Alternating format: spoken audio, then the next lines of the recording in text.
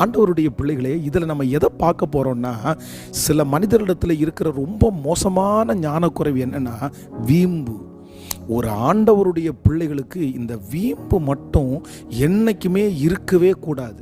நீயா நானா, நான் வாங்கி காமிக்கிறேன், நான் செஞ்சு காமிக்கிறேன், நான் அப்படி பண்ணி எதுக்கு அந்த மாதிரி வீம்பு பாராட்டணும்? ஒன்றும் தேவையில்லை.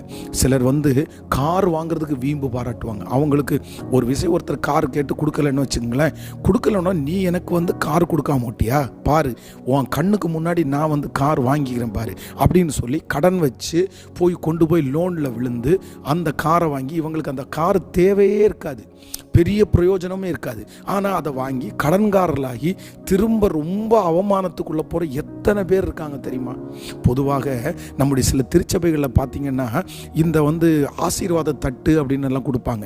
இந்த ஆசீர்வாத தட்டு நிறைய பேர் ஆசீர்வாதமாக வாங்கணும்னு நினச்சி வாங்குறவங்க